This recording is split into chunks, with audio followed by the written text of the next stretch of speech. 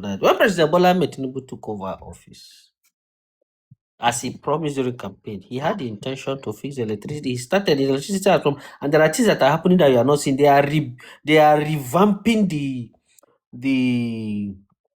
the Kayenji dams, all those things in there. They are changing. They are putting new things. You are not going to see it because it's not food. And like the grids, the line, they have been overhaul of most of them, especially the one that is along the economic corridors. They are changing, modernizing them. So that's why some communities in the past have witnessed 25 days of no electricity. It was not because of anything, because they are changing them. Then when Tinubu came on board, sometimes when you came to power, you now see more that you don't see before. Gembu Power Station in Taraba State. It's one of the things that Tinubu wanted to focus on. And then he realized that there is a case in court in France. A company took us to court. These corrupt Nigerians in the past, where they are claiming $250 something million that Nigeria gave them the contract, and then is trying to take it back. Because of what? Because the then Minister of Power, they went and gave approval for that contract without fake approval. You understand that country? And when they want to terminate it, these guys took Nigeria to court. But President Tinubu, to tell you how serious it was, had to talk to President Obasanjo and Buhari. They had to go to France, to go to court in France, to go and testify in court.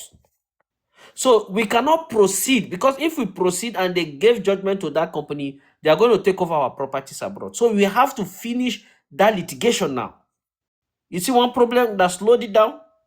But he gave you what you should use your brain to solve your problem with.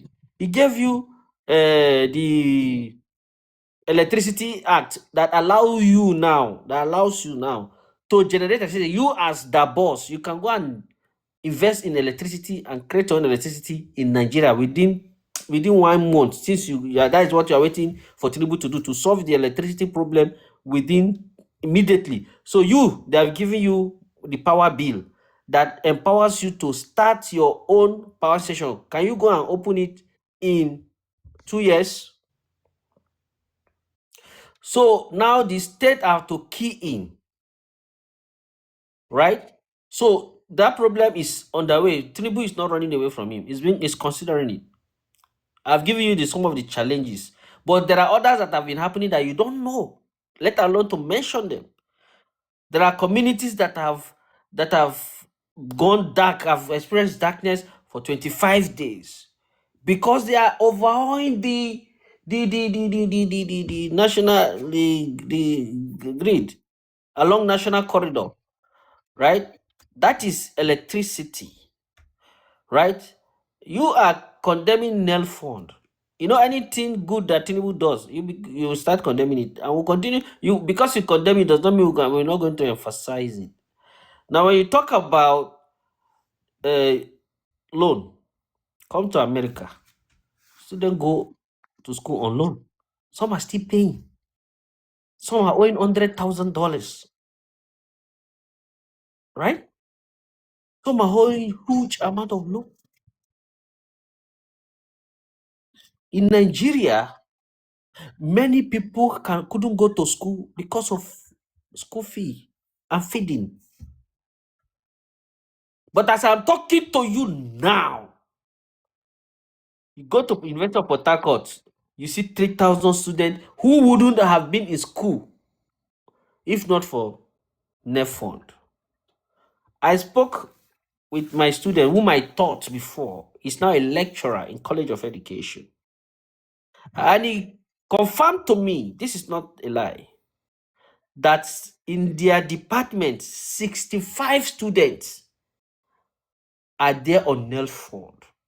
That if NEL Fund stopped, those 65 are going back home.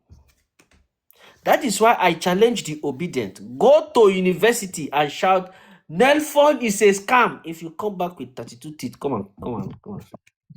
The student will beat you by themselves because they know the benefit is on them. If you are doubting it and you didn't benefit because you didn't believe it, it's not the fault of the president. But something is happening there under Nelfund. Should they do more? Yes, I believe they should do more. I believe that every Nigerian youth that has a dream should have a fund to actualize that dream. I believe in that. I believe that government should designate a particular amount of money for youth to actualize their dreams and let that program be under the office of the president. We don't want all those programs that people will be stealing from it, right? Now we are digitalizing our economy. We are digitalizing the country. One of the challenge is internet network. It's not speed is slow and not good. But what is President Tinubu doing? We have to transition if we want to enjoy high-speed internet. We have to transition from cable to fiber optic network. They are now going to install it across 90,000 kilometers. 90,000 kilometers. So before you understand, you don't know now what will happen. Internet in Nigeria will be moving at high speed, like train, electric train. Whew! Whew! That is how our internet speed will be fast very soon. Now, Nigeria is digitalizing every property. From this October, they are going to start it. Every house must have a digital address. Do you know what that will mean? That means if you are now, we can begin to have different platforms where you can make money. E-commerce will flow well now with the digital addresses. You can now order things and you can take and deliver to people's houses. Uber, you can build your app now, right? That's one thing. Now, President Tinubu, because he's a man of wisdom and vision, the man that knows tomorrow, is that one thing is that we have been borrowing money from IMF, World Bank, even from China, even from pension scheme. We have a lot of money lying down in Nigeria. Some people have their money is even becoming dust. Eh? They are looking for fund. They are putting together a new system that is bringing together fund where Nigerians can Nigeria itself as a country can borrow from internal fund. You don't have to go externally, and then you can borrow to other countries. Capital will be flowing, and that is how business thrive. Capitalism, there will be flow of capital. Now you spoke about debt, Tinubu borrowing loan. I want to teach you all these things. I'm telling you, these are inspiration. I know you are hearing them for the first time. That's why you're so. You see, you said Tinubu is collecting loan. Let me tell you the wisdom behind loan. If you give a contractor job to do, and you fail to pay the contractor completely his money upfront, the little you give him, he will be managing it. After some time, he will come to you that because you did not pay him his money in full, the prices of items have gone up. So he needs what is called variation. So he's going to do new costing, inflation, and then our engineers that have been assigned to them from the Ministry of Work will now use that period to also do their own corruption. That is why some projects that were given in the past at 9,000 naira ended up in 9 billion, ended up being costing 30 billion. Because when they gave them that contract, they didn't pay them upfront. And now they have to do new costing. That's variation. If you want to eliminate variation, borrow money, give the contractor upfront to do the work. So, and in our simple secondary school economy, we are told that during inflation, creditors lose, debtors gain.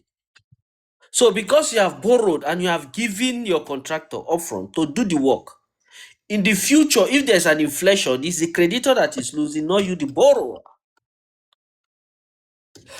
I know this is an inspiration. It will be very difficult. If I do not optimize your brain, you may not understand what I'm talking about. This is revelatory. Revelatory. Now, that is variation. In terms of security, we never had a national defense system. The divisional commander, the theater commander